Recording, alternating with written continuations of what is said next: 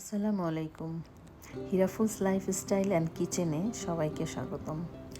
তো আজকে আমি তৈরি করে দেখাবো ঘরে কিভাবে চিকেন নাগেট তৈরি করা যায়। তো সেটার রেসিপি নিয়ে হাজির হলাম। খুবই স্বাস্থ্যসম্মত এবং সুস্বাদু, বিশেষ করে বাচ্চাদের জন্য।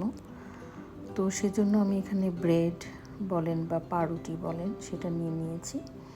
তো এটাকে আমি চারপাশ থেকে লাল অংশটা ফেলে দিয়ে ছোট করে কেটে নিব। এখন আমি এটাকে ব্লেন্ড করব।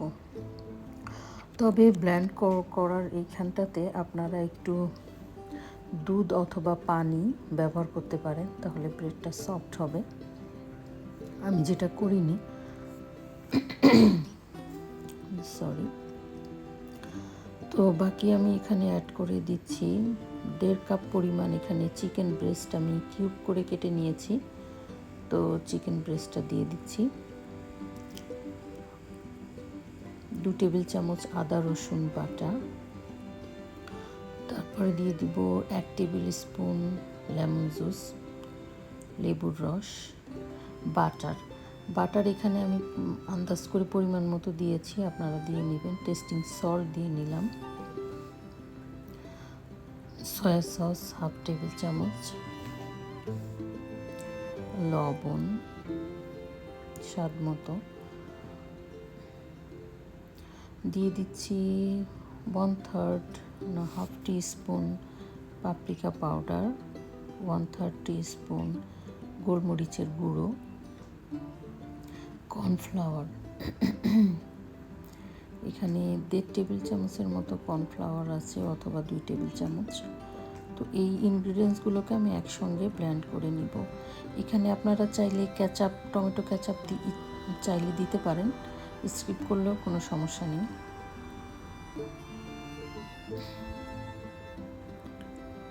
তো আমার হয়ে গেছে ব্লেন্ড করা। আমি এখন এখানে 2টো ডিম ভালো করে ফেটে নিব।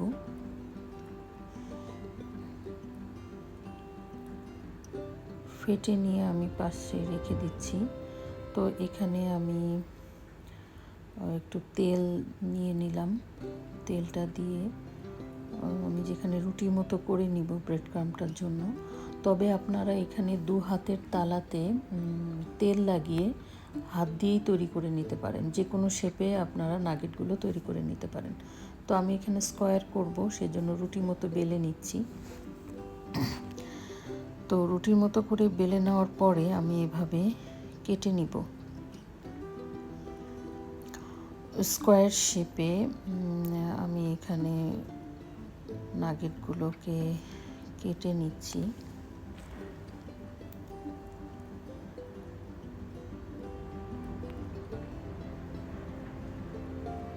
তো এইভাবে আমি কেটে নিয়েছি, যদিও সুন্দর হয়নি, সরি। তো এখানে আমি বাকিটা হাত দিয়ে একটু শেপ করে নিব।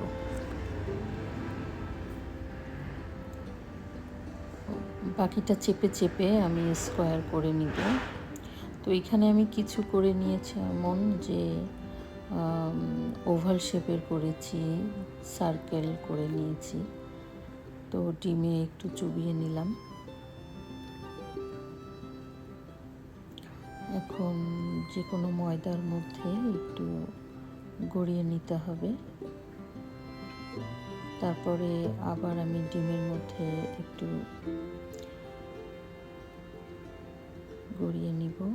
এবার আমি ব্রেড ক্রামের মধ্যে দিয়ে দিব। কোটটা খুব ভালো করে নিতে হবে, যেন কোথাও ফাঁকা না থাকে। খুব ভালো করে মিশিয়ে নিতে হবে। আপনাদের বোঝার সুবিধার্থে আমি আরেকটা করে দেখাচ্ছি। তবে এখানে আরেকভাবেও আপনারা করতে পারেন, সেটা হচ্ছে আগে ডিমের মধ্যে নাগেটটাকে না চুবিয়ে আটার ভিতরে চুবিয়ে তারপরে আপনারা ডিমের মধ্যে দিতে পারেন। সেটাতে আরেকটা স্টেপ কাজ আপনাদের কমে যাবে, সেটাতেও নাগেট হবে। যেমন এখানটাতে এই যে এভাবে চুবিয়ে আপনারা ব্রেড ক্রামে দিতে পারেন। ফার্স্ট স্টেপটা স্কিপ করতে পারেন। এই তো এভাবে করে আমি একে একে সবগুলো নাগেট তৈরি করে নিব। বেশ সুন্দর হয়েছে, দেখেন। এই তো হয়ে গেছে। আমি উপরে একটা শীট দিয়ে নিয়েছি, কারণ এর উপরে আমি আরও কিছু করে নেব। এই যে ওভাল শেপ করেছি, স্কোয়ার করেছি, আর গোল শেপের করে নিয়েছি। তো ফ্রিজে রাখার পরে 20 মিনিট আমি ফ্রিজে রেখেছিলাম, তারপরে বের করে নিয়েছি। এতে একটু হার্ড, একটু শক্ত হয়ে গেছে, তো ভাজতে সুবিধা হবে, ভেঙে যাবে না। এখানে আমি চুলার আঁচটা মিডিয়াম হাই হিটে দিয়ে নিয়েছি।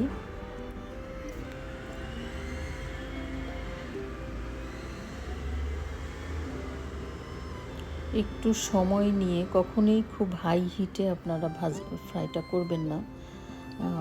মিডিয়াম হাই হিট কিংবা তার থেকে আর একটু লো হিটে করবেন, আস্তে আস্তে করে, তাহলে খুব সুন্দর একটা কালার আসবে এবং ভিতরটা খুবই সুন্দর সিদ্ধ হবে।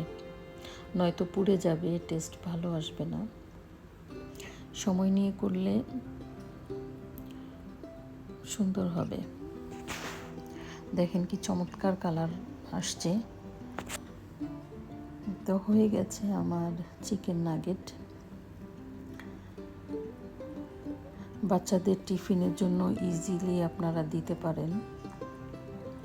আর যখনই আপনি ঘরে তৈরি করবেন কোনো খাবার, সেটা স্বাস্থ্যসম্মত অবশ্যই হবে। তো হয়ে গেল আমার চিকেন নাগেট।